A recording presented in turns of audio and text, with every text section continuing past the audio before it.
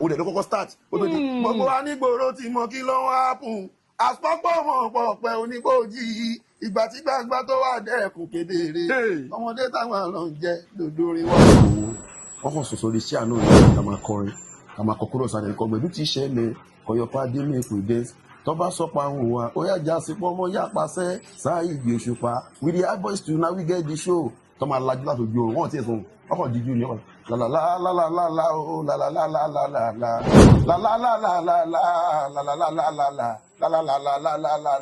lálálálálálá kò fi èyí tó ní lálálálá ọkọ̀ gbé báyìí ni mo ti dé bí mo ṣe ń dé o ṣe wá sá mo pé ẹni yìí ṣé kìí ṣe pé wọ́n bu orin sẹ́yìn látẹ̀yọ̀ gọ̀ ló dá mo dé bí mo ṣe ń dé Osupa Saheed ẹ ti mọ mi tẹ́lẹ̀ mọ́ ò pé ibi ló ti lọ mú ni mo wá ń wo ẹgbẹ́ wọn pé ṣé kìí ṣe pé èèyàn kan wá gbé gbá orin fẹ́gbẹ́ tí wọ́n gbé gbá orin fẹ́gbẹ́ ní ìjà kí ló dé tó yá ó kàn dára ní kọ́ pé ìbílíkì kọ̀bílíkì mo kọ̀ lè gbọ́ torí mi ìbílíkì kọ̀bílíkì kọ̀bílíkì ṣáàbílíkì o ní pé mi kì í rọ̀ ṣá. what one is getting ready better get steady I'll make you busy. àgọ́ rò pé àgọ́ nígbà bí o àbá fẹ́ fi ṣá lè ṣe táwọn ṣe wọlé nìyẹn nínú ìwọlé pé ọmọ ibi like that you wanna die you fit to touch the sky hey show me what you got tonight cause my papa no go fit to wait tonight without touching you think of what mama give you I won't feel you high boys today also side of papa there also even though you fit live in the people less row papa náà tún wò pé ọmọ mi Jimmy wàá ṣe eré rí ẹwà mbẹ bàbá tún wọlé ọmọ wa báwo ló ṣe lọ kí ló sọ kí ló bá dé o ṣáà rí bí ṣe ń pèrè tàbí sọ pé jíjí sọ pé wọn lọ sọ pé ó ti dáadé kíngí kẹgẹkẹgẹ mo tún wò pé school kan náà ni màá fi Wizkid lọ but I was in SS3 while it was in SS1 or GS3. Let's go. Hey, you tell me, you already know. As it go, this edition of Unscripted with Jeff Owolewa is going to be wow because I have in the building. See, this guy is called Jimmy Crown. I want Titi Olufimo Lataye Day One. Join me as I welcome OG before IG, Jimmy Crown. Yo, Jimmy respect Crown. to hot ladies and G's in the house right now. I go by the name Jimmy Crown. See, orí ló ní ṣe kẹdá má rẹ dápín ẹ̀dá mi má sùn tètè gbé mi débẹ̀ kíá Jeff bẹ̀rí wọn tọ̀pọ̀ wọn ò gbàgbọ́ pé a lè lọ́lá ìka lè ro wá pin ìwà ẹ̀dá nìyẹn gbójú bọ́jẹsẹ̀ mọ́lẹ̀ bóun kan fárígá a ní bàbá kan tí gbogbo ẹ̀dá mọ̀ sọ́ba ńlá àgbè wa níjà ọkọ̀ ní dojú ti wà láyé say this life is full of borrow. They don't want you to have, they just want you to borrow. Jeff, all my eating no go survive tomorrow. Face your warrant, no your person for sure tomorrow. Oh yeah, gbẹ̀du ti ṣẹlẹ̀. Call your party make we dance. Hey, tó bá sọ pa òun wá. Oh yeah, jásí pọ́nmọ́ yá pàṣẹ. Saheed Osupa with the Jimmy Crown now we get the show. Àló ti ṣẹlẹ̀. Call your party make we dance. Hey, tó bá sọ pa òun wá. A ní kó jásí pọ́nmọ́ yá pàṣẹ. King of music with the high boys to LUMIX G4 mo ti dé bí mo ṣe ń dé o Osupa Saheed mi dé bí mi ṣe ń dé Osupa Saheed ẹ ti mọ̀ mi tẹ́lẹ̀ bí ṣe máa ń kọ Fuji mi tipẹ́ o torí mi bílíkì kọ̀ǹbílíkì kìǹbílíkì kìǹkọ̀ǹbílíkì ṣáàbílíkì o ní pé mi kì í hàn ṣá. Respect. Now ká tó wọnú ètò gangan ibi tí ẹ gbà wọlé yẹn mo fẹ́ ká máa gbàbẹ̀ lọ a máa wá padà wá sí beginning àti check background. Now tí àwọn oní film bá ṣe film irú Jennifer gbàtọ́ kọ́kọ́ ṣe Jennifer YouTube gbàtọ́ yá wọ́n ṣe Jennifer's Diary gbàtọ́ yá wọ́n wá ṣe sequel ẹ̀ sí cinema ìyẹn everybody loves Jennifer. ṣé ẹ ní plan láti ṣe nǹkan kan like bí remix lórí orin tẹ́ ṣe pẹ̀lú King Dr. Saheed Osupa yẹn torí orin yẹn that song marked the beginning of another level nínú trajectory Olúfimọ that you ti ṣẹlẹ̀ gbẹ̀du yẹn nínú album endorsement àbí.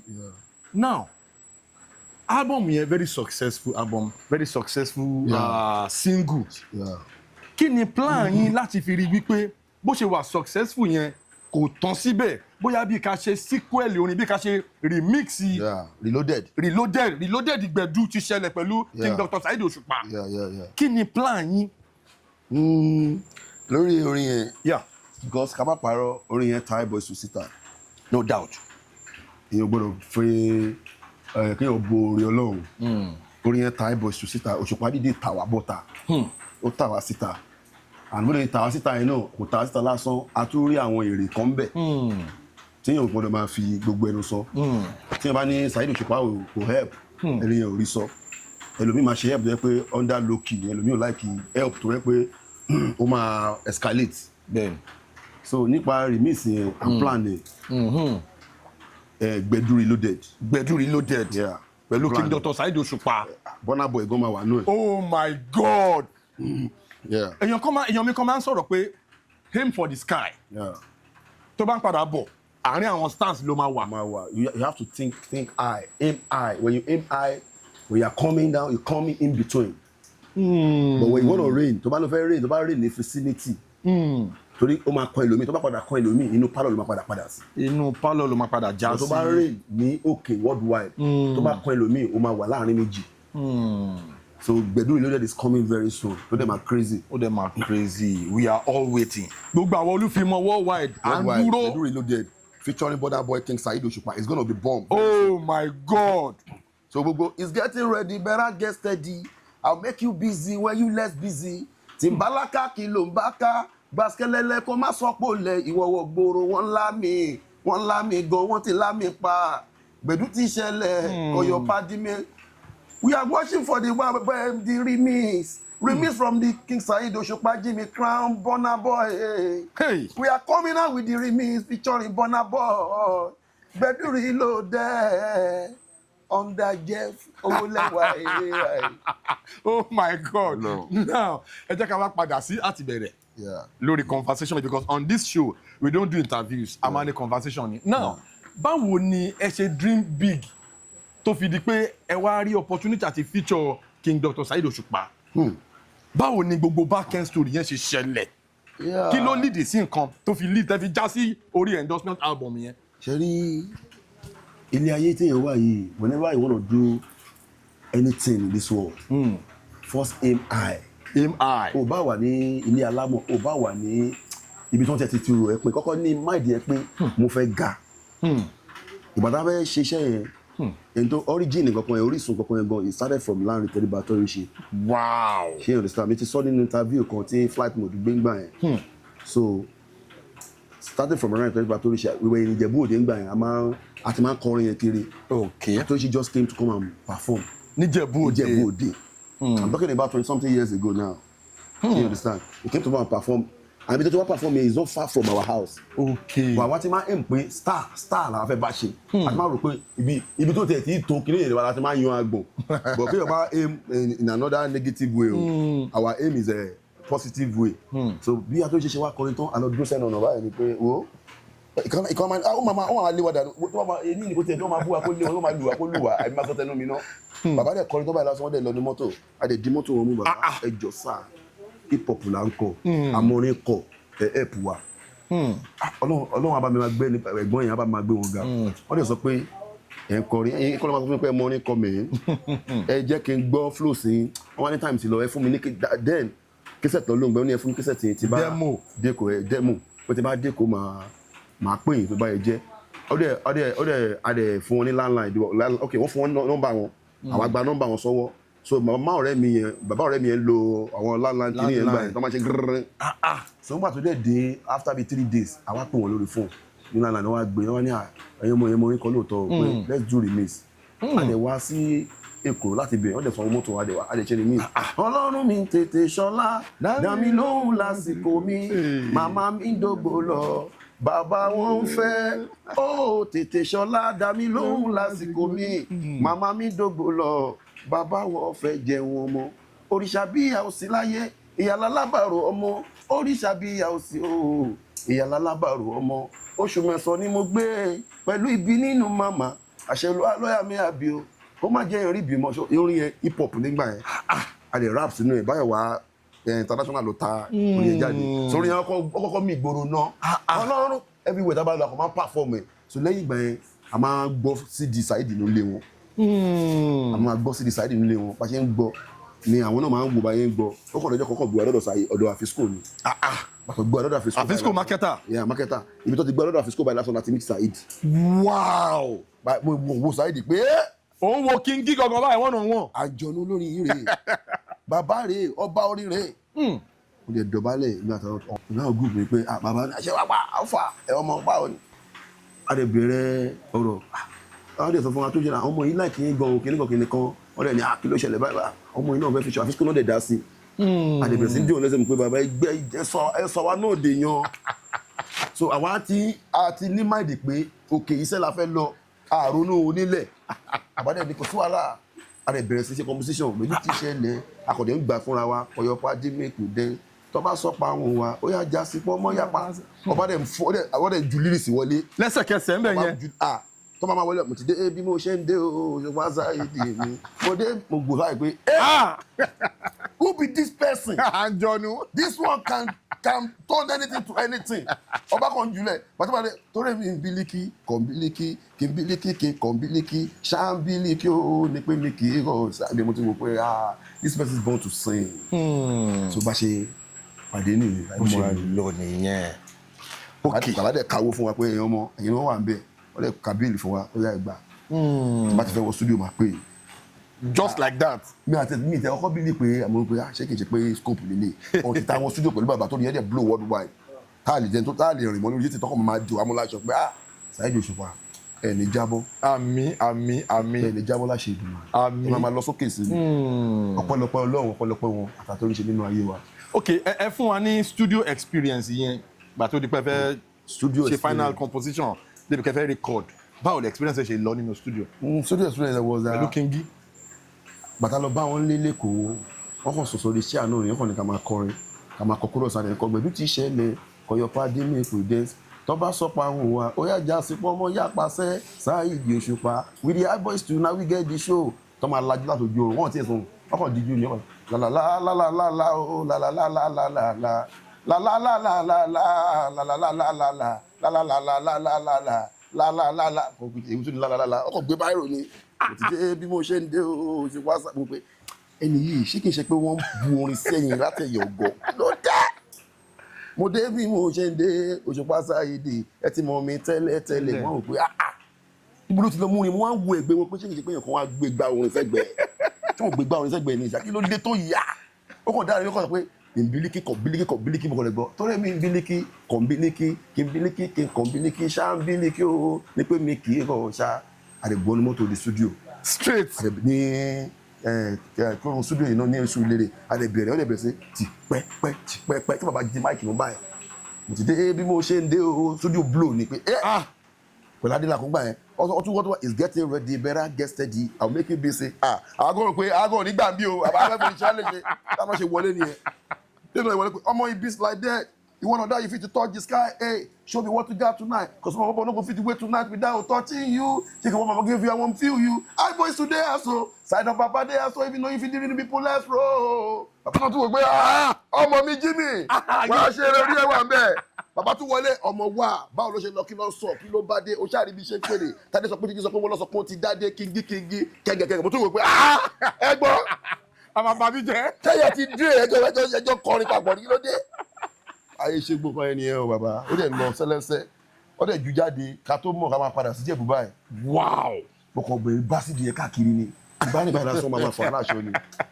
ọba ò ní jábọ́. àmì àṣẹ ok kí ni a ti ń lọ síbi intro bọ̀ bí mo ṣe fẹ́ ká ṣe lélẹ̀ now kẹ́tọ́ feature lórí endorsement yẹn lórí gbẹ̀dú yẹn kárí àyín wà níbì kan gbà tí album yẹn drop kárí àyín lọ sí next level kí ni experience yín gẹ́gẹ́ bí ẹni tó gbé before gbà yẹn wọn mọ̀ yín gbà tó ń drop orí yẹn ẹ wá di ìlú mọ̀ọ́ká kí ni àwọn fans experience tẹ ní ẹ share pẹ̀lú wa. ṣe nígbà tá a ṣe orin. nígbà tó rí ẹ ti jáde tẹ́bí rẹ ti fọ́ká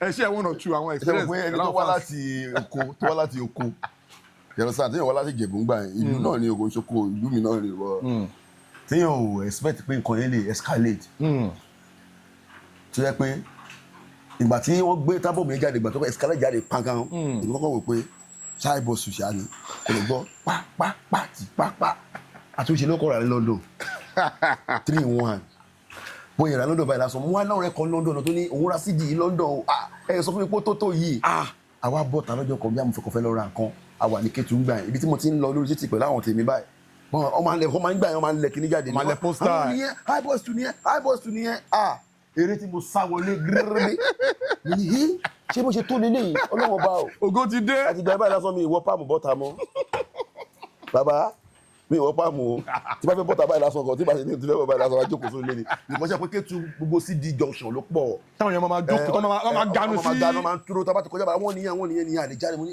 ọba ló ṣe lè fún wa ẹ lè jábọ́ bàbá. so gbogbo tá a bá débì kan báyìí lásán wọ́n ti dá wa mọ̀ tá a bá débì báyìí wọ́n ti dá wa mọ̀ life wa bẹ̀rẹ̀ sí change díẹ̀ àwọn náà wá ti wá ń look like star àti ń ṣe bí star because kò sí ibi tó ti ra CD yẹn mi lè pa kò sí everywhere kò sí ibi tó ti ra hit lórí yẹn so gbogbo time yẹn báyìí lásán bá fẹ́ jáde báyìí máa wo even though gan kọ́ máa wò wá gan a máa wọlé báyìí ni because ẹ̀ kọ́ máa mú lẹ́gbẹ̀ẹ́ àwọn tó ń ta ni tó bá dẹ̀ ti mú orin yẹn báyìí lásán tó bá ti gbọ́ báyìí lásán ọkọ̀ ti ní Kétu lọ́gbẹ́lé wọn nìyẹn kò sí ní ẹlọ́ka even tó bá fẹ́ jáde ní báyìí lásán ni hi boy bàbá àgbàlagbà hi boy olómi ẹni fún wa ní nǹkan ohun tó kò tí ìyọ tó tó yẹ lẹ́yìn yẹn ni Saheed ṣe wà ní ẹlọ gbà mí gbà ní fáwọn ọmọ yẹn ó jẹ́ gbà bí room and parlour set fún wa. wow nígbà yẹn. room and parlour set àdìmọ́ ìrántí gbà yẹn náà gbogbo tápà kejì ó yà ìbálòpọ̀ 500k. wow nígbà yẹn tówó sí yìí. 500k yẹn sì bí abíyá 2 million ni Òṣùpá kan wò pé àwọn ọmọ yẹn tí wọ́n ti ń mú àwọn ọmọ yẹn yóò lè ti mo lè ṣe fún wọn ni pé yẹn gbà ilé fún wọn wọ́n dẹ̀ gbà ilé fún wọn àdẹ̀rà wa sọ wọn náà ní gbọ́dọ̀ wá package ara àwọn jáde jù bá ti di bí ọwọ́ rẹ̀ la máa jáde àfọ̀nà fi dúràgì bojú ni ìwọ́n máa bọ́ta báyìí lásán mọ̀ pé CD yẹn ń gbà pa ó dẹ̀ ló kọ́kọ́ start ó tó di gbogbo wa nígboro ti mọ kí ló ń hápùn àpapọ̀ mọ̀ pọ̀pẹ́ oníbòjì ìgbà tí gbàgbà tó wà dẹ́kun kedere ọmọdé táwọn lọ ń jẹ lòdòrin wa so ẹ̀jọ́ sọ̀rọ̀ kọ́ wa so kò sí ní wọ́n ti pé orí yẹn ló máa kọ́ wa ọkọ̀ máa ní mo dá ọmọ ọmọ àgbà bíbá ẹ̀kọ́ jáǹsì ìwà gbàgbẹ̀ yẹn mọ́ gba ọ̀nà ibì kan máa fi délé so bí kìíní ẹ̀rí ń gbà ènìyàn ṣe lọ fọlọ́. okay now ẹ jẹ́ ká wá mọ beginning yín ibo la bí yín sí kí lorúkọ yín gangan báwo ni journey yín ṣe wá from bẹ́ẹ̀ ṣe bẹ̀rẹ̀ sí ní dàgbà tẹ́ fi wọnú music. orúkọ mi ni Adékúnlé Ganiu Jimo tí gbogbo èèyàn mọ̀ sí Jimmy Crown.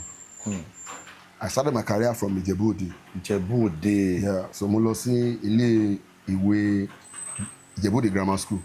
Ìjẹ̀bú-Òde grammar school. Yeah. The same school tí Wizkid lọ kọ́ nìyẹn. Yeah. School kan náà ni àti Wizkid lọ.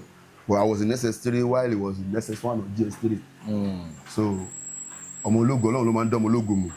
So èmi máa ń rí ngbà yẹn but I never knew that it's gonna be a world star if I had known. èmi gan ti máa ní Wizkid ṣe ń lọ yẹn jọ̀tọ̀ lọ́wọ́ ẹ̀kọ́ bá mi pé ó kírètì náírà méjì ọ̀ṣọ́wájú ẹ̀ tó bá dé kí ló dé màá ní sàkàn máa mú èmi lóye Wizkid máa mú èmi lóye máa mú o but a tún dúpẹ́ lọ́wọ́ pé alhamdulilayi pé ìṣèbí ta wà ní àná la wà lẹ́nu. so ìgbà tí mo Ìjẹ̀bú-Òde grammar school yẹn mo jẹ́ ẹ̀kọ́ tó yá wípé òkìkí yẹn Ọlọ́run ti fi sinmi lára láti kékeré. So tí mo join ní Rotary Club ngbà yẹn torí mo máa ń mime I do mime ushering on my way. So tó bá ti fẹ́ ṣe anything entertainment stuff èmi ni máa ń lead the mime me.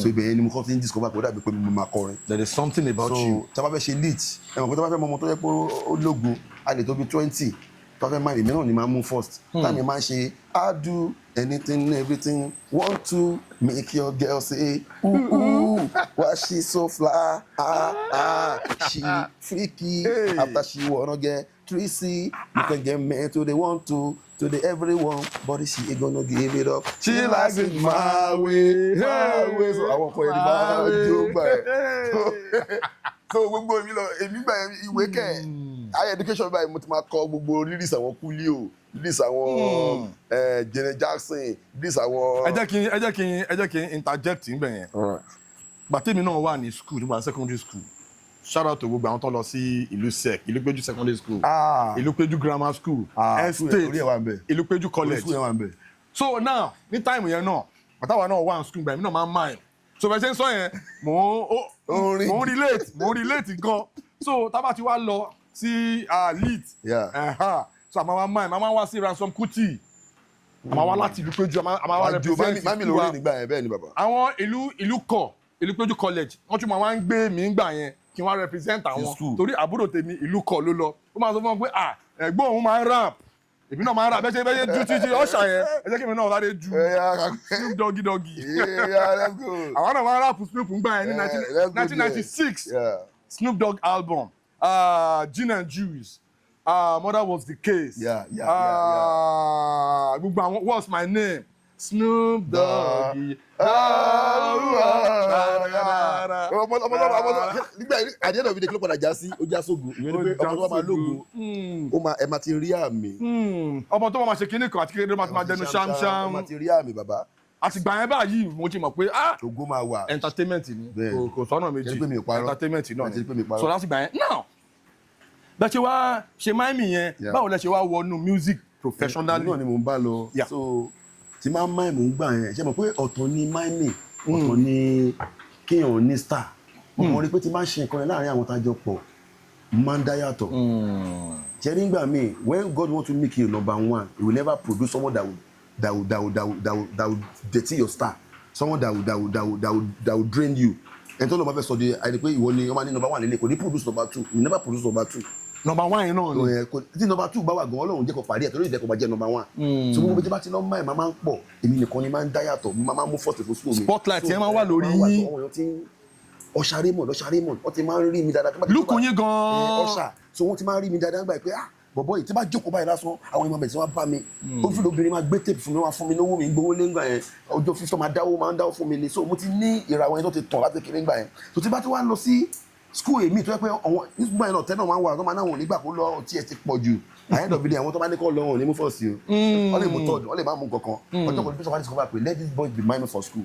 Officially pé this guy àwọn orí star náà kó máa represent his school yìí láti GS2 wọ SS3 bàbá ìwé kẹ̀ ìwé mi rẹ̀ education rẹ̀ orin rẹ̀ education rẹ̀ ọ̀rẹ́ mi lè máa kọ́ mi iṣẹ́ ti wá di táyé ti wá gbòòrò ìkan nínú classmate mi ti máa ń ṣọ́ mi orí nǹkan ṣùgbọ́n ó mọ̀ pé mo ní platform ó ti ń ṣọ́ mi láti kéré so class mi ló wà ọmọ olówó dẹ̀ lọ́mọ yẹn so gbàtà tí mo dẹ́sẹ̀ sílẹ̀ báyìí lásán kàn wá bá mi ni pé can we be singing together gbé girl cruise mo wá rò pé inú wàhálà mo wá àti bá ti lọ ní ilé ìtawà kí a máa ń fa bọ́ǹta ni èmi ò mọ̀ bí àwọn èèyàn máa ń sọ pé wọ́n kábọ́ sínú sink but àwọn sì máa ń ní kitchen tó máa fa bọ́ so a máa wá bí ìgbà tẹ́bi tó wá ṣe tán secondary school yẹn èmi ò tún dúró ìgbà mo ṣe wá gbé mo ṣe lọ ra aṣọ ọ̀ṣà ìyẹn mafia sutu ẹ̀yẹ pẹ̀lú fìlà ẹ̀ mo máa ń gbowó ní bẹ́ẹ̀dì bá ti pè báyìí lásán you know we have ọ̀ṣà in the house right now it's good of mine for you my brother kùkùkù pápá àdùn pápá mo ti mú bíṣẹ́ bí biscuit ṣe máa mú ṣẹ́ ìgbà yẹn mo ti mú ṣẹ́ gan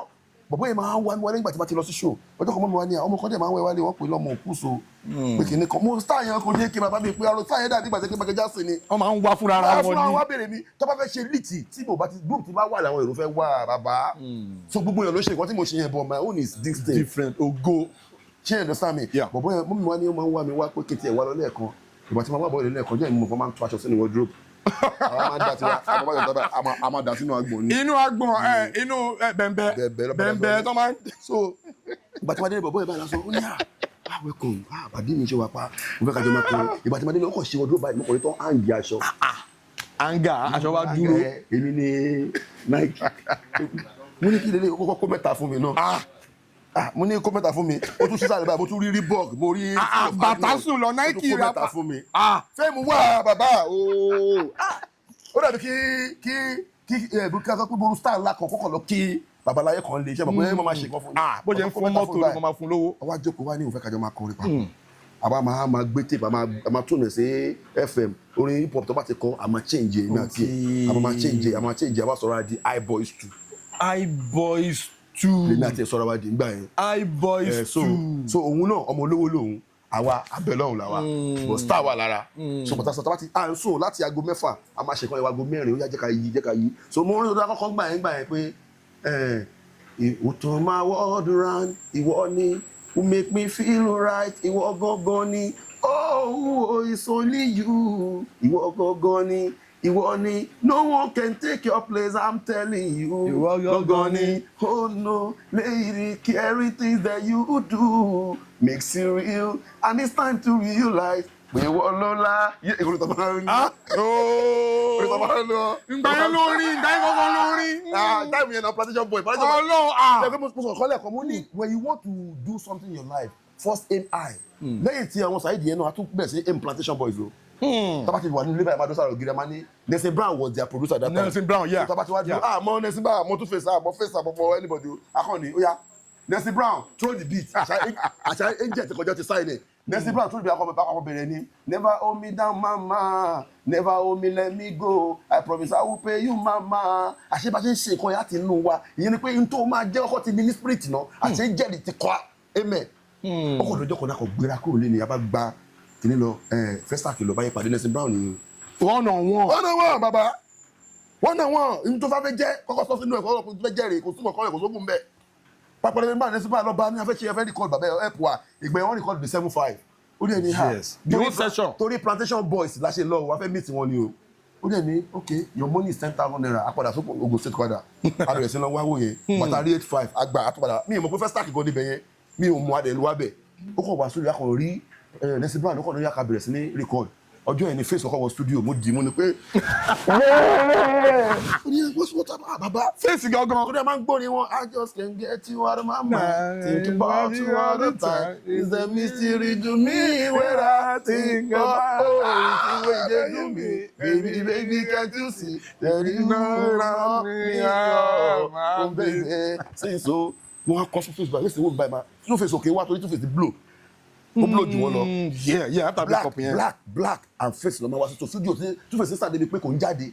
so from there Nessie Brown ó pọ̀dà record fún wa o akọ̀dà bẹ̀rẹ̀ sí record pẹ̀lú ẹ o so nígbà tá a bẹ̀rẹ̀ sí record pẹ̀lú ọjọ́ tí mo kọ́ máa rí two face gbàrà báyìí lásán òru ló dé bẹ́ẹ̀sì lọ́dún gbà ẹ mi ṣe rè pé yéé afa you dey my guy baba I dey o so kí ni fẹ́ fún àwọn bẹ́ẹ̀ ni pé whenever you want to become something like think aim high Nessie Brown record fún wa bí ẹ̀mẹ́ta mo dẹ̀ fi gbàgbà bẹ̀ meet potential but wọ́n ló jẹ́ kí n mọ bọ́ ṣe ń compose orin you understand so mo yẹ mọ Saheed Osupa mo yẹ mọ potential boys Asados náà máa wá sí studio ńgbà yẹn Asados yeah you is the one tí mo rí ní fẹ́ràn can't you see the arrow of your love in the depth of my heart ìwà lákàmìyàn o gbogbo kan yẹn la máa rí you understand so èmi àti ọ̀wé ìlànà àjọ ń bá group yẹn lọ kí ẹnì kẹta tó dé. Torí ìgbà tí mo mọ̀ yín gbà yẹn méjì ni wá so ìgbà tájọ́ ń bá group yẹn lọ ẹnì kẹta yẹn náà wá sẹ́kọ̀ọ́ ó wá ní òun ó wá sí Jẹ̀bú ó wá rí àbáyé ń kọrin ó wá sọ pé òun dẹ̀ láìkí wa wọ́n á ní mi gbà tí yẹn jọ ẹ̀ṣà ní gbogbo ìṣàwà di gbàgbọ́rọ̀ nígbà tí jáde yẹn dé ti bí tí mo mọ èèyàn lọ sí London ó wá fi ìmọ̀ àti bẹ̀yẹn lẹ̀. bí story yẹn ṣe lọ nìyẹn. sọ bá tó kó èmi àti ìbẹ̀yẹn ó ti bẹ̀yẹn mọ̀ gúrùpù nǹkan tó nígbà kan lè máa ní ìlara ti bẹ̀rẹ̀ sí ní dé inú ìdẹ fẹ́ kan wà láfúnra mi let me just stay on my own ọkọ̀ wà ní kéèyàn fo gbogbo àárín yẹn ìyá kan náà kọ̀ ló bí wọ́n fọ́ ọmọ ìyá gan tó já láti ìwọ̀n kan náà wọ́n split ṣe ọdẹ sáà bàbá so bí iBoys 2 ṣe bẹ̀rẹ̀ nìyẹn but iBoys 2 yẹn èmi àti bọ̀bọ̀ yẹn èmi òun ni Boys 2 gbogbo àti kẹta ẹ join tó bẹ̀bẹ̀ wọlé ni àwọn ní ok ẹnìkan á jẹ́ i èmi jà jẹ̀bọ̀ àti wá tó construct pé èmi jà jẹ́ Boys 2 iBoys 2 yẹn èmi àti bọ̀bọ̀ yẹn lájọ start so lẹ́yìn yẹn ló wá di pa feature ní oṣù Saheed Osupa after yẹn la ṣe pẹ̀lú Atorise after yẹn la tún pàdé Paso àtúnṣe iṣẹ́ nu Alhaji Wasiu Alabi níbo la wá ń gbé Èkó la wá ń gbé níbo la wá ń gbé o nínú In and Out so after that did another one with King Wasiu Ayinde. Like for real? Yeah, King Wasiu Ayinde. Báwo ni yẹn ṣe lọ? Ìyẹn Atorise was the one that took us to his place wọ́n fẹ́ ṣe campaign for Fashola wọ́n wá gbọ́ wá sórí stage àjọkọrin. Wúbi di máa tó lè sọ de kó di gini kan welcome the brand new governor so King Wasiu Ayinde ló kọ́kọ́ wọlé èmi náà tẹ̀lé àtúnṣe tẹ̀lé délẹ́ta ìwò tẹ̀lé so wọ́n lè ta sí ní ẹ̀jẹ̀ Fashola ẹ̀bù so Johnny yẹn ó ṣe kíní gan ó lọ fà gan bọ̀ ẹni tó tà wá síta tó jẹ́ kó rí wa gan King Saheed Osupa ní endorsement gbẹ̀dú ti ṣẹlẹ̀ respect bami shout out to King Dr. Saheed Osupa thank you for all you do because nǹkan tó máa ń fọ́nì ni pé tí máa bá àwọn èèyàn sọ̀rọ̀ lórí ètò now when we get to talk about Kingi everybody have different versions of ọ̀rọ̀ King Dr. Saheed Osupa tẹ́ bá máa bí wọ́n as in dada support support tí Kingi ti ṣe sí career impact now tí wọ́n bá ń sọ̀rọ̀ Hall of Fame àwọn America ló máa ń ṣe Hall of Fame America àwọn legends past and the living legends àwọn contributions wọn ló máa fi fún wọn ní Hall of Fame tí wọ́n bá ń sọ̀rọ̀ Hall of Fame nínú Fuji music tẹ́ bá ti mú Alhaji Dr. Sikiru Ayinde Barrister tẹ́ ti mú Kwamwan tábà máa tọ àwọn ọ̀rọ̀ yẹn wálẹ̀ a máa sọ̀rọ̀ King Dr. Saheed Osupa for his contribution to Fuji music. Now tá máa ń sọ̀rọ̀ pé èèyàn ń fuse Fuji music papọ̀ mọ́ hip hop Alhaji Wasiu Alabi Pasuma. Yeah. You know, Respect. being the first Fuji musician tó kọ́kọ́ ṣe. Respect. You know, collabo yẹn pẹ̀lú àwọn remedies. Yeah. Now when you guys came pẹ̀lú endorsement yẹn ó change face Fuji that okay when you fuse Fuji music with hip hop you can actually take it to the next level. Yeah. You guys did that. So Bashe say shout out to King Dr. Saheed Osupa. Shout out sẹ́yìn náà. Because that album, that particular single, you guys tried. Ọlọ́run ló ṣe fún wa. Okay, breaking our kọrin ṣá. That song has got substance. Tó bá sọ pa òun wa, ó yá já sí pọ́nmọ́ yá pàṣẹ, Saheed Osupa. With the high boys too now we get the show. Àló ti ṣẹlẹ̀, kọ̀yọ̀ pàdé make we dance. Hey, tó bá sọ pa òun wa, a ní kó já sí pọ́nmọ́ yá pàṣẹ. King of music. With the high boys to LUMIX G4. It's getting ready, better get. Okay, now. Àwọn orin wo ni ó wà nílẹ̀ nsìn? New singles. After tí mo ti kúrò ní group. Okay. I did my first single was shot by Matmas, director of Burna Boy, Matmas. The title of that is on YouTube. The title of that one is let's say Cry No More, Orin Wedding. Okay. So on YouTube. I did it 4 years back. Orúkà ti dọ́wọ́ mama mi kan. Put a smile on your face. You are married today, tomorrow no more. Awelewa no junior no. What the Lord is joined together. Let no man put us under. You are my wings, you are my feather. Let me take you wherever. No matter what them saying, you always on my mind. Forget about the side talk. Maybe let's unite. And I feel it, right? Oh, nice in the studio. As in real live vocals. So ìyẹn ní time yẹn. So after yẹn mo tún wá ṣe kan náà. Ìyẹn ọ̀pọ̀ yẹn ní ṣayó. Mo ní everything they talk about fi ṣayó. Make you just dey dance the beat go. Even though dem mock you call dem alo. Mr. DJ jẹ́ kí beat máa lọ. Hey, this kind party wey we dey today my brother make you party out tomorrow. But tile plenty you go carry shikala go forget about your song.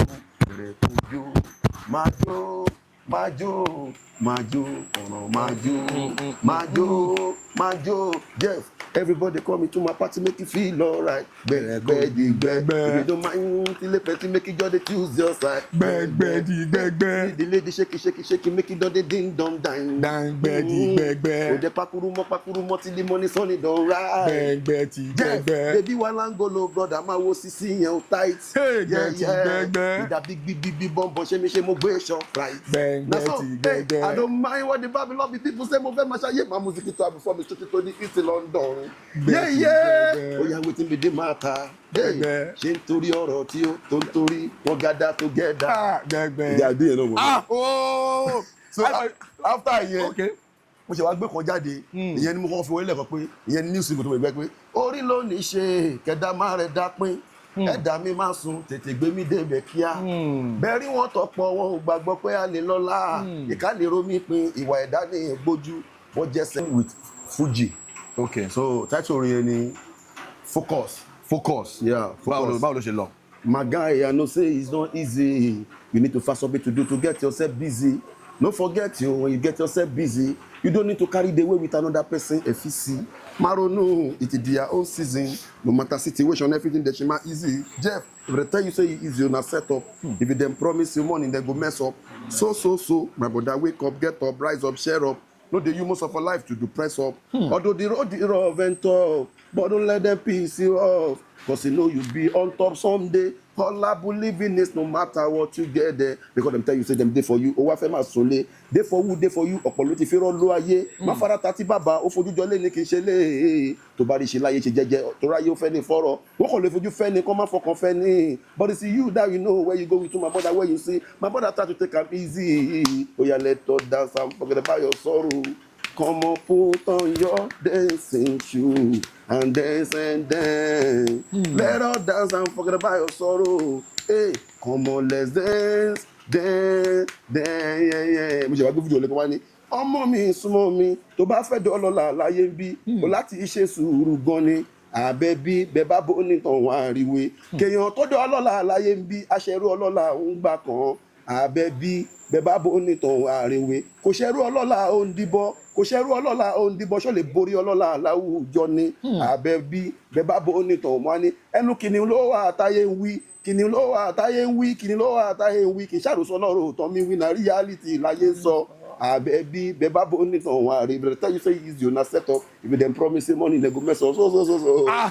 no Jimmy ẹni sùúrù ṣẹ́tìrí ẹ ti kọrin ìdí pọ́ìntì kan bàtà wá gbé fusion Fuji yẹn wọlé mo wá ń sẹ́ǹsì ohun kingi nínú kìíní yóò dà pé ewé yín ti pẹ́ lára ọṣẹ ó ti ń dọ̀ṣẹ́. èmi mo kọ́ ìbọn mi ṣe fẹ́ tí n bá tún fẹ́ kọ́ Fuji lọ́wọ́ kan ní òun lóore tó ṣe é fẹ́ mi nírọ̀rùn o Jimmy ọmọ Òṣùpá Jimmy Crown ọmọ kingi mi Saheed ọmọ Òṣùpá Jimmy Crown èèyàn jẹ́ mi Jeff Owolewa tó ń ṣe fíìmù ọmọ Òṣùpá Jimmy Crown torí pé kò sí ohun méjì tó ń bá gbà nínú jẹ bí ifá tó dátọ́ sọ pé kò lè tutù bí kọ́rọ̀ dojúrú kó má ní àtúnṣe ohun tó máa dé bẹ̀rẹ̀ àtọ́ máa ní pé kó sọ́jọ́ o bàbá lókè dákun má járí ń tà wá kọ́rọ̀ tà wá má dàrú débi po jẹ́ báyé bá ń jáyé bẹ́ẹ̀ bá ń jẹ́ hàn títí ló sì máa bẹ́ lóní báyé bá ń jáyé bẹ́ẹ̀ bá ń jẹ́ hàn títí ló sì máa bẹ́. tí sọ́wọ́ ti à ń bẹ tí wọ́n ní hùn tàbí láàmú táwọn ìyá mi inú ń bẹ bẹ́ẹ̀ bá ń jẹ́ hàn títí ló Owólewà báyé bá ń jáyé bẹ́ẹ̀ bá ń jẹ́ hàn títí ló. èmi lọ́mọ kíngí Saheed bàbá súyà ó kíngí Saheed mi Òṣùpá bọ́rin náà ni èèyàn jí mi hi boys. irọ́ àlèfílẹ̀ ojúrí nísìnyí mo sọ bẹ́ẹ̀ ni pé tẹ́ bá wo hip hop ń sìn ẹ máa rí pé wọ́n ń tap a lot of inspiration from Fuji music tẹ́ bá wo Àṣàkẹ́ ẹ máa gbọ́ Fuji fusion tẹ́ bá gbọ́ ilé ẹ máa gbọ́ kíní kan Fuji ẹ máa gbọ́ kíní kan máa gbọ́ Fuji. mo ṣe nǹkan tí mo ṣe lẹ́ẹ̀kan yẹn. Now, the hip hop artists, the Afrobeat artists, they are now coming back into the roots. They are coming back into Fuji music. They are tapping a lot of inspiration. Onímọ̀ yìí máa sọ pé Fuji music kò kí ń ṣe orin lásán. Orin tó ní ó cut across all genres of music ni. Now, ṣé bẹ́ẹ̀ ṣe ń gbogbo performance ní látàárọ̀ yẹn ṣé mo pé ẹ lè actually kọ Fuji like band. èèyàn ti pẹ́ pẹ̀lú ọba èèyàn dẹ̀ ti lé tí bá nínú bí ṣe ń kọrin gan ibi tí mo sọ pé mo ní ìmọ̀dé when I met King Dr. Saheed Osupa mo tún learn some things because nínú orin o gbọ́dọ̀ ní àgbékalẹ̀ ọ̀rọ̀ o gbọ́dọ̀ jẹ́ kó yí àwọn èèyàn tó bá yẹ kó yí àwọn èèyàn tó o gbọ́dọ̀ jẹ́ kó mọ ohun tó ń sọ o dẹ̀ gbọ́dọ̀ máa tẹnu mọ́ pé n tí mo sọ rè ó yàtọ̀ sí pé kó fi first verse sí second verse kó fi second verse sí first verse so when you mingle with Saheed Osupa you gonna learn some things because àjùlọ òpin bẹ́ẹ̀ni so gbàtí mo súnmọ́ Saheed mo mọ àwọn ọkọ tí mi ò mọ̀ àwọn ó dẹ̀ tún jẹ́ kí brain mi tún ṣí fún ọkàn. bí àwọn kan wo lẹ tún lójú yín láàsì. àwọn kan tí mo mọ̀ ní pé tó bá ti ń ṣe orin o gbọ́dọ̀ ní àlàyé ọ̀rọ̀. bí pé kíkẹ́ kọrin sìn kí wọ́n sọ pé mi sọ pé sìn pé kí wọ́n sọ pé who wan stop the person wey God don put higher no matter what they try to say dem go catch fire èèyàn mi no mark extra who God has given blessing wọ́n kàn lè dẹ́mọ́ tiraka láti fọwọ́ àgbo sẹ́yìn.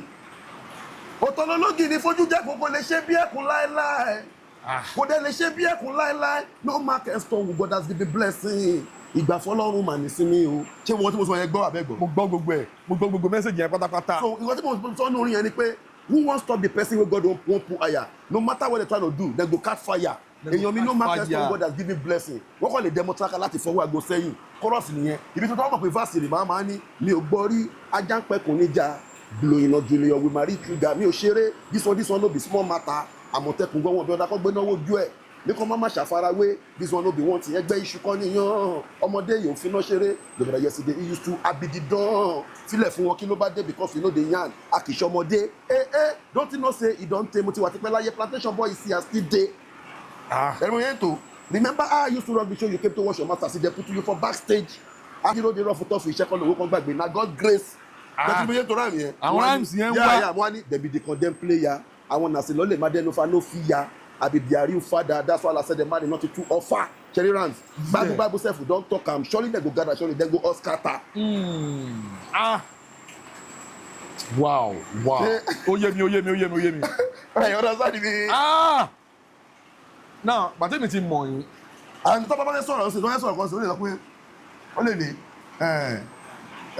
lè sọ pé gbogbo sísapá àti gòkè ẹ̀dá lọ́wọ́ Ọlọ́run máa ló wà o jẹ́ gbogbo sísapá àti gòkè ẹ̀dá lọ́wọ́ Ọlọ́run máa ló wà tọ́lọ́run ò bá kọ́lé náà bó ṣiṣẹ́ forí ìfọrùn ṣiṣẹ́ lásán láṣẹ wàhálà o gbogbo sísapá àti gòkè ẹ̀dá lọ́wọ́ Ọlọ́run máa ló wà ó wá sọ ìtumọ̀ ẹ̀ tó lẹ́nu mi kọ̀ pọ̀ ó wá ní ibi abarapá gbé ṣiṣẹ́ láàyè lówó lásán láṣẹ wàhálà o ibi abarapá gbé ṣiṣẹ́ láàyè lówó lásán láṣẹ wà ń bẹ̀ láti rẹ́ni jẹ́ pé kò dá pé ń bẹ̀ láti jẹ́ pé kò dá pé tó ṣiṣẹ́ yẹn láṣẹ là o gbogbo sísapá àti gòkè ẹ̀dá lọ́wọ́ Ọlọ́run máa adáni má gbàgbé lọ́wọ́ Ọlọ́run mi yẹn ni pé bóyá sọ̀rọ̀ yẹn tán ó sọ reason ìdí tó sọ pé gbogbo sísapá àti gòkè ẹ̀dá ọwọ́ Ọlọ́run ló wà ẹ̀rọ sáà tí mo sọ yẹn ó yé mi bàjẹ́ àlàyé ọ̀rọ̀ yẹn mo tún kọ lọ́dọ̀ Saheed pé ọ̀rọ̀ tó bá sọ̀rọ̀ ó gbọ́dọ̀ yí àwọn èèyàn yékéyéké ó ní níbi ká wá wíyé tá ń fọ́rọ̀ yanran mo mọ̀ yẹn nínú orin ọ̀rọ̀ tí ó pọ̀ jù pẹ̀lú àgbékalẹ̀ láìjọga nílé o ẹ má ká lọ gbogbo ẹ̀ ó ti fún wa. ẹ jẹ́ kí n dárí touch nǹkankan ká tó wrap up ètò yìí ní táìmù kan gbogbo era tẹ̀kálẹ̀ yìí àwọn Azados àwọn Two Face àwọn era àwọn Style Plus gbogbo táìmù tẹ ṣe endorsement yẹn gbogbo àwọn era yẹn orin máa ń ní substance ó máa ń ní lyrics orin máa ń ní message auto-tune kò sí ngbà yẹn wọ́n máa ń kọrin yẹn really ni but nísìn ó ti wá di auto-tune ó ti wá di pé káwọn ní afrobeat àwọn a lot of afrobeat artists wọ́n kàn máa kọrin kò ní sí message ọ̀rọ̀ yan àti dí àti kan lo chain kan dẹ̀ ball ní club lọ́ máa ń kàn sí kí ni difference àwọn nǹkan wo ló miss from ìgbà yẹn sísìn. ayé ìgbà yẹn ṣe rí àwọn tó kọrin ló pọ̀ láyé ìgbà yẹn people that are singing and made that time because when you look at them you will see someone that will do chorus after chorus you see verse you see second verse you see outro you see refrain but now tí èèyàn tẹ́lẹ̀ máa fẹ́ kọ́ akọrin ó lè kọ́ sọ pé kọ́ọ̀pù yìí kọ́ọ̀pù yìí kọ́ọ̀pù yìí kọ́ọ̀pù yìí ẹnẹsí wà ń bẹ̀ ẹnẹsí wà ń bẹ̀ ẹnẹsí wà ń bẹ̀ á dẹ̀ bẹ̀rẹ̀ verse lánàá mo wọ club wọ́n fún mi ní kinní mo jẹ ẹnẹsí mo jẹ mo tún gbọ́ mo nǹkan ṣe ń sìn ní so ó wá kù àwọn orin báyẹn náà wà pa o ṣùgbọ́n it cannot make you a legend. You understand? ìyẹn lẹ́sẹ̀ nípa àwọn tó ń kọrin ò pọ̀ àwọn tó máa ń ṣe èmi ní sàrà tó máa ń pọ̀ wọn dẹ́mọ̀ yẹn ló pọ̀ so àwọn tó ń kọrin tí ò pọ̀ yẹn máa rí wọn pé àwọn tó kọrin tí ò pọ̀ yẹn máa rí wọn pọ̀ wọn lọ́pọ̀ jẹ́ àwọn tó mọ̀ ní kọrin yẹn náà máa ń pè wọ́n ní legend. tẹ́ bá ní kẹ́ ṣaagun wọn sùn yẹn ẹ máa rí àwọn tó kọrin ní ìkọ̀kọ̀ ní dárúkọ àwọn tó mọ̀ ní kọ wọn pọ̀ you understand? so yẹn lè máa rí pé tó bá kọrin ẹni tó mọ̀ ní kan tó bá kọrin kan ó lè last for 10 years. ẹlòmíì tó yẹ pé ọkọ̀ máa fi ṣeré pé kọ́ọ̀pù yìí ó lè sáré blow gírrrr ẹ̀kọ́ ní pé tó bá yá báyìí lásán ó kọ̀ máa fẹ́ lọ ni. òun tọ́ lẹ sọ akànnígbòrin yẹn mọ́ orin bí tún ti jáde. torí pé ọkọ̀ sáré fowó promo ṣùgbọ́n orí orin tó bá ti kọ́ kò ní kọ́kọ́ fẹ́ ọmọ akọ́ máa wá a máa wá díẹ̀ díẹ̀ a máa wá díẹ̀ díẹ̀ a máa wá díẹ̀ díẹ̀ bí kéwọn sọ pé ayé le o ọ̀rẹ́ mi ayé máa le ẹ̀bẹ̀ mo máa báyé káyé máa bá wa jà o aṣọ yìí wọ́n máa fàyà mọ́ wa lára ayé le o ọ̀rẹ́ mi ayé máa le lóye kọrin ẹ orin yẹn kọ́ máa fẹ́ wá díẹ̀ díẹ̀ tó bá yá ẹni àmọ̀ páyé nínú tán a máa rò pé ìlú ìṣẹ̀lẹ̀ sórí orin yẹn wá jókòó sínú orin yẹn wá di evergreen tó bá di evergreen tó bá di orin táwọn èèyàn máa gbọ́ forever ẹni yẹn lè má ṣe mímọ̀ dẹ́pẹ́ tó bá kọ̀kọ́ pẹ́ lórí báyìí lásán ẹ̀kọ́ máa orin yẹn nìyẹn ètò wa ti ń jẹ́ gbé di wá gbé kinní kan wá kinní yẹn ẹ̀ ní wọ́n ti pé èèyàn kan ló kọ́ torí pé kò sáré wá ṣe fàájì kò sáré wá ṣe fàájì láàrin oṣù méjì oṣù mẹ́ta ó ti lọ ìmí tún ti jáde. You understand? Some people sing for evergreen while some sing for just for now. You understand? So evergreen àwọn olùdẹ́ pé you are my African queen girl of my dream you take me where I've never been àwọn èèyàn máa fárẹ́ fò dìde. Hey, some people be acting like them know it all. So this type of thing wey we dey feel before you know the word dey start to dey kolo small. ẹ máa sáré gbọ́. You understand? I am calling you. ẹ ti mọ àwọn yẹn ẹ ti lọ sáà ọ ọwọ́ kẹgbẹ́ kẹkọ̀ọ́ gbọ́ pé gbọ̀ngbọ́ aṣọ anywhere I dey now ẹni ṣẹ́gbó now ọwọ́ kẹgbọ́ yé oyè mi ní tèmi ní aládìkanna where they live check your calendar 46 and number 365 day make a year 64 I'm making survive mommy keep on telling me kò máa ṣẹ́ bí mi kan tó kọ̀ lórí dájú jọ sọ fún mi téwé ò bá ṣe orí ọmọjọ́ ọmọ náà lákànnà òfin ẹ bá gbọ́ ó máa sáré wọ̀ yìí lára fún yìí òun yìí rè o mo rò pé ẹ̀rọ sáà nìkan tí mo kọ́ ó yé mi bọ́lọ̀ orin kan tí mo kọ́ tí mo ní orin yẹn sì mo ti orin yẹn sọ ti tó 5 years nísìn. báwo ló ṣe lọ. tí mo kọ lẹ́ẹ̀kan tí mo ní òrùka ti dọ́wọ́ màmá mi kan kò lè smile on your face you are married today tomorrow no more awẹ́lẹ́wà lójú nínú what the Lord join together orin ìyàwó forever ni mo lè ya orin yẹn gbàtí mo shoot video I spent 3 million orin yẹn dẹ̀ wá YouTube tó yẹ pé tí wọ́n fẹ́ ṣe èrè ló dẹ̀ ń sìn orin ìmọ̀ torí pé ó ti jẹ́ orin evergreen orin ìyàwó ṣé wọ́n kì í ṣe wedding ni olórin kan náà tí mo kọ orin birthday ni tí mo ní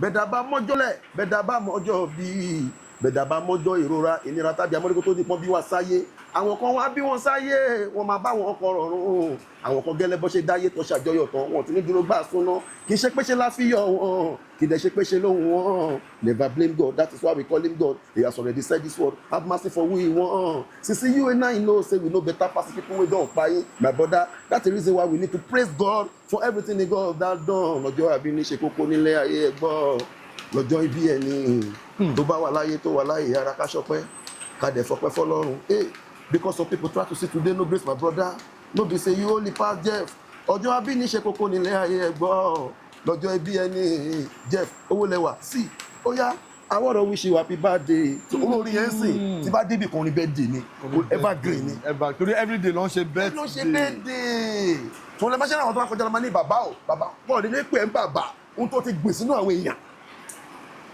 ẹ̀yin kan ti ń ṣe bí kíngí ìṣesí yín alẹ́ ẹ̀jẹ̀ àti ìdìbò ṣe ń lọ ẹ̀rí pé à ń fàájà gan ni fún ẹ̀yin tó ṣẹ̀ṣẹ̀ bẹ̀rẹ̀ sí ní wò wá báyìí àlejò wa Jimmy Crown ni tẹ́ bá rántí Jimmy Crown iBoys 2 tí wọ́n ṣe orin pẹ̀lú King Dr. Saheed Osupa gbẹ̀dú ti ṣẹlẹ̀ ó yá ẹ fún mi tó bá sọ pa òun wá ó yá jásí pọ́ mọ́ yá pàṣẹ. Saheed Osupa with the iBoys 2 now we get the show àló ti ṣẹlẹ̀ kọyọ padi make we mi ò gbọ́ tó bá sọ pa òun Jeff a ní kò jásí pọ́n mọ́ yá pàṣẹ Kingdom Music with the iBoys 2 ló ó yá mo ti dé bí mo ṣe ń dé o yorùbá Saheed ẹja ìfilẹ̀ rẹ̀. àná ẹ máa kọ Fuji o èmi kankan fúnra ara mi báyìí a máa gba báǹdì fún yín báyìí ẹ lè máa mount tiẹ̀ báyìí. ọba ló ní Fuji popular wá ní o.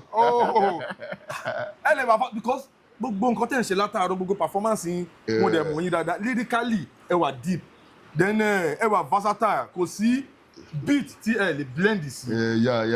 yàtọ̀ sí yẹn ẹ tún deep ẹ ní indigenous flow kan.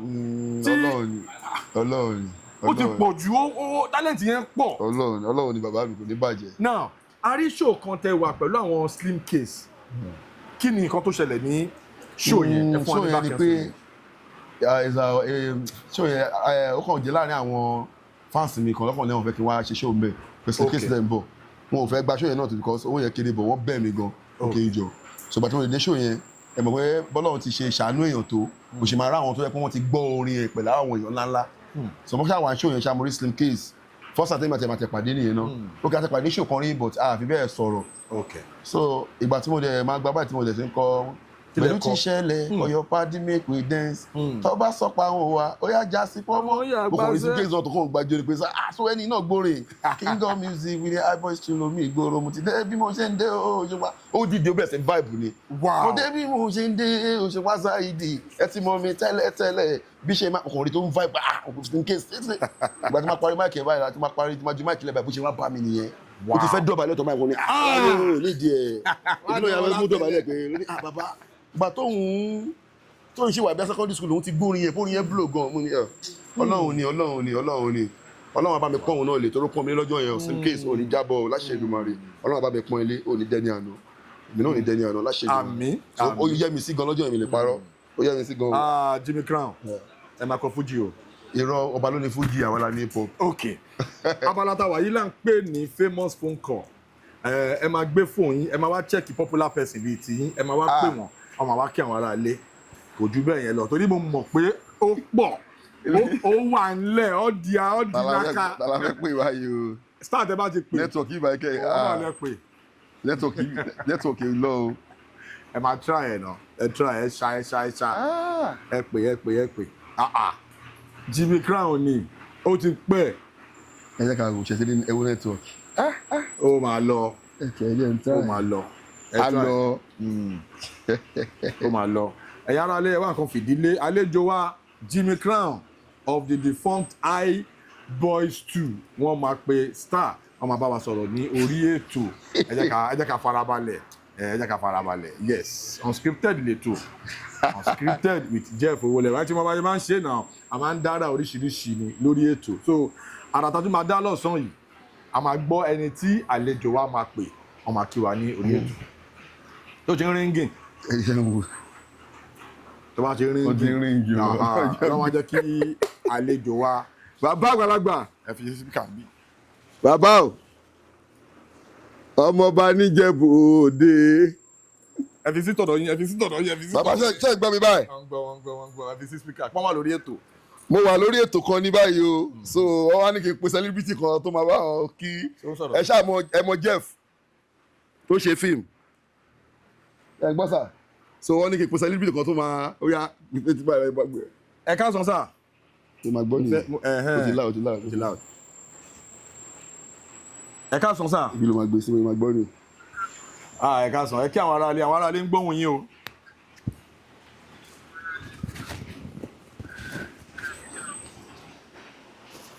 Atorise ni.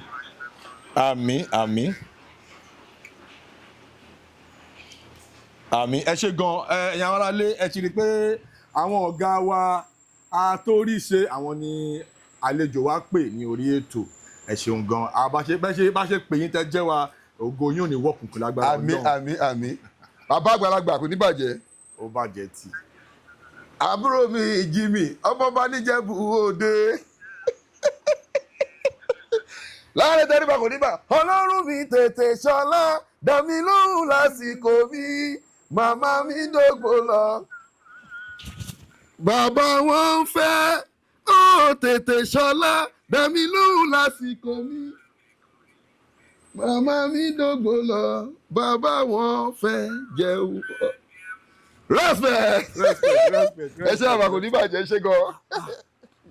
ó ní agbára. àbàjẹ́ gbòòrò náà. wow ògo. Ọlọ́run ló jẹ́ orí bẹ́ẹ̀. shout out to Dr. Lanre Teriba Atorise. Thank you so much for picking the call. Thank you so much for your support all the time. Ẹ kí àwọn aráalé kẹ́ wá sọ social media handle yín TikTok yín Facebook yín Instagram yín àti Audiomack Spotify ẹ̀sọ́ handle yín fún àwọn èèyàn. Then single wo ló wà ń ta báyìí wọ́n lè lọ́ọ́ máa bù jẹ́. ẹ̀yin aráalé mo kí yín o ẹ ṣé mo dúpẹ́ o tẹ fún wa ní táìmì láti wò wá o èmi ọmọ yín Jimmy Crown ni mo dúpẹ́ lọ́wọ́ yín ta fi gbà kókó yín tẹ fi ń wò wá gèṣe bí mo ṣe wà o Ọlọ́run ló bá wa ṣe orúkọ Facebook mi Jimmy Crown Jimmy Adékúnlé orúkọ TikTok mi ni Jimmy Adékúnlé Instagram mi ni Jimmy Crown JC so my new single tó wà ń tàn sìn òun ni orí. ó wà lórí Audiomack. ó wà ní Audiomack. ó wà ní TikTok. ó wà ní Boomplay. ó wà ní all the social media platform. Orí by Jimmy Crown. So I'm coming out with another one. Focus coming out soon. Infusing with Fuji. Shey you understand? So once again, orúkọ Facebook mi ni Jimmy Adékúnlé Jimmy Crown. TikTok mi Jimmy Adékúnlé. Instagram mi Jimmy Crown JC Jimmy Crown _JC. Ọlọ́run máa wà pẹ̀lú yín o ẹ jẹ́ follow mi èmi náà follow back láṣẹ Èdùmàrè. ẹ̀yin tí wà nílé ẹ ti gbọ́ bí wọ́n ṣe sọ wọ́n ti sọ gbogbo social media handle wọn ẹ bá wa lọ bẹ̀ kẹ́ bá wa lọ subscribe ẹ bá wa lọ follow ẹ bá wa lọ stream orin wọn wọ́n ti sọ title orin wọn tó wà ń tà báyìí ẹ bá wa lọ fàájà tí ẹ bá ti ṣe fídíò àwọn orin yín ẹ jẹ́ káwa náà mọ̀ káwa náà bẹ̀rẹ̀ sí ní máa ìbéèrè tí wà ká máa dà sí ìta then plan tí mo sọ wípé kẹ́ ṣe remix gbẹ̀du ẹjọ àwọn fans yín àwọn tolúfimọ́ ṣe lọ́wọ́ ganúlẹ̀ báyìí pé tí remix báwo ló ṣe fẹ́ sound náà báwo ló ṣe fẹ́ lọ náà tó nìyẹn bá ó máa dín ńlá Ọlọ́run ọba o remix gbẹ̀du ti ṣẹlẹ̀ alongside King Dr. Saheed Osupa Burna Boy it's going to come out soon. It's your door. As we come to the end of the show, Unscripted with Jeff Owolewa. Ẹ̀yin tí subscribe to channel Jeff Owolewa TV. Ẹ lọ bá wa subscribe. Thank you so much for watching. Thank you so much for dropping those beautiful comments. Love you guys. Peace. Hala. Ẹ bá wa outro yẹn ẹ bá wa fún wa Unscripted lẹ́tọ̀. Ẹ bá wa fi ṣe outro. Jimmy Crown ni ó wà ńlẹ̀. See, you are watching Jimmy Crown. alongside Jeff Owolewa. Unscripted lẹ́tọ̀ yìí. Everybody try to be watching Unscripted lẹ́tọ̀ yìí. Is Unscripted program alongside Jimmy Crown and Jeff Owolewa, star boy, #1 in the industry. Make una dey watch Unscripted lẹ́tọ̀ yìí. Ètò yìí l'Unscripted. Unscripted lẹ́tọ̀ yìí. Ètò yìí l'Unscripted. They call am in English impromptu ètò ni. ó lọ ẹ ṣáà ti rí fàájà. Ó yá báyé bá ń jáyé béèyàn bá ń jẹ́ o ẹ lọ máa wo Unscripted lẹ́tọ̀ yìí o. Unscripted lẹ́tọ̀ yìí o látọwọ́ Jeff Owolewa o. Èèyàn kíngí náà ni aya Jeff èèyàn kíngí náà ni. Ó yá ló ní báyé bá ń jáyé béèyàn bá ń jẹ́ o Unscripted lẹ́tọ̀ yìí o. Ẹ wo Unscripted lẹ́tọ̀ látọwọ́ Jeff. Ó máa hit dọ́ yóò very soon èmi gan Jimmy Cram ó endorse ẹ̀ gangan. Ó máa kọ Fuji. Ó máa kọ Fuji.